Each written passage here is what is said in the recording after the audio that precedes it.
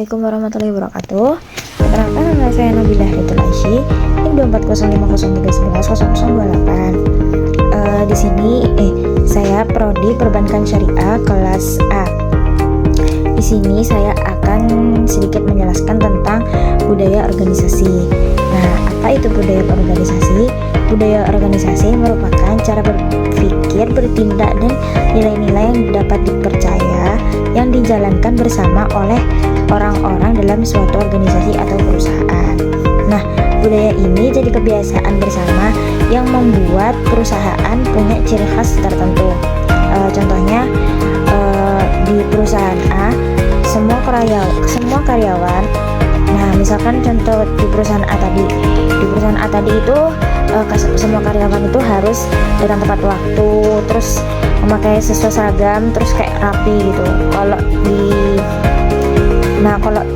itu perusahaan A ya. Kalau misalkan perusahaan B kan perusahaan, nggak semua perusahaan itu harus kan pasti ada ketentuannya. Contohnya kayak bank itu kan harus tertib, terus berpakaian juga harus rapi. Semua juga berpakaian harus rapi, tapi kan kayak ada seragamnya sendiri. Nah, kalau misalkan kayak di perusahaan B ini itu kerjanya tuh kayak fleksibel, terus berpakaiannya tuh kayak yaudah sewajarnya kayak sopan gitu. Nah, yang kedua ada siapa yang melakukan budaya organisasi. Nah, yang melakukan budaya organisasi ini ada kayak pimpinan, manajer, karyawan, terus pegawai-pegawai baru. Nah, kalau di dalam pimpinan ini tuh contohnya di role model. Kalau di manajer itu mengarahkan dan memberi penguatan. Kalau di karyawan sendiri itu menjalankan budaya setiap hari. Kalau di pegawai baru menyesuaikan diri dengan budaya yang sudah ada. Intinya itu setiap orang itu mempunyai organisasi masing-masing. Jadi kayak kepercayaan diri masing-masing. Dan yang ketiga ada bagaimana budaya organisasi dilakukan. Nah, budaya organisasi dilakukan ini ada beberapa budaya. Dan pertama itu perilaku sehari-hari. Nah, perilaku sehari-hari itu kayak cara bekerjanya, cara berkomunikasi, dan cara menyelesaikan masalah di dalam perusahaan. Dan yang kedua ada aturan dan kebijakan. Aturan kebijakan di sini tuh kayak standar operasional, terus aturan berpakaian dan jam kerja. Itu kan biasanya perusahaan itu menentukan jam kerja. Kalau telat 5 menit, berapa menit tuh ada kortingannya gini. Biasanya ngaruh di gaji biasanya. Terus yang ketiga ada tradisi dan kebiasaan. Tradisi dan kebiasaan ini seperti kayak rapat pagi, sharing session, terus apresiasi karyawan yang terbaik.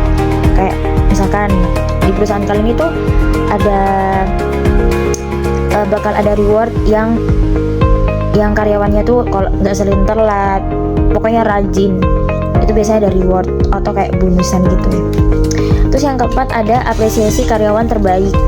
Contohnya tuh kayak pimpinan peralat. Maksudnya yang ketiga ini ada contoh pimpinan. Contoh pimpinan ini kayak disiplin gitu. Karyawannya tuh ikut disiplin. Terus itu aja sih. Nah, yang keempat di sini ada kapan budaya organisasi diterapkan. Nah, organisasi diterapkan ini saat bekerja, terus saat berinteraksi sesama karyawan, terus saat menghadapi masalah, saat menerima karyawan baru, saat membuat keputusan untuk perusahaan atau yang lainnya. Terus budaya organisasi sendiri itu tidak mempunyai batas waktu kayak apa ya, dia tuh kayak selalu dilakukan itu apa ya, kalau kayak selalu bekerja terus. Ada libur tapi kayak hari-hari tertentu. Nah, Nah, dan yang terakhir, yang kelima ini ada di mana budaya organisasi diterapkan. Budaya organisasi diterapkan itu seperti di kantor pusat, terus cabang perusahaan, ruang kerja, tempat rapat, sama lokasi proyek. Bahkan dalam komunikasi online itu kayak chat group, email, atau kayak meeting virtual dalam Zoom, dalam forum Zoom, itu dimana ada aktivitas organisasi. Di situ hanya budaya berjalan, maksudnya apa ya? Maksudnya kayak gitu. Contohnya kayak nilai sama perilaku, ada dua. Nah, kalau nilai ini ramah dan profesional. Kalau perilaku ini, semua karyawan itu harus menyapa pelanggan dengan senyum. Gak boleh mencurang, gak boleh. Jadi kayak ada ya suatu perusahaan atau suatu toko, ya toko aja lah, toko ya. Misalkan kita tuh buka toko, nah kita tuh ingin membeli sesuatu, nah kita tuh nggak boleh cuek gitu sama pelanggan kita, karena kan kita karena kita tuh mencari customer gitu, kita juga butuh uang kan. Jadi semua orang itu pasti ingin berbelanja pasti cari yang ramah. Jadi kalau customernya nggak ramah, kalau misalkan kita nggak ramah, itu kita kayak pasti sebenarnya kayak nggak mau lagi ketemu kita, soalnya males kalau nggak dijalani dengan ramah.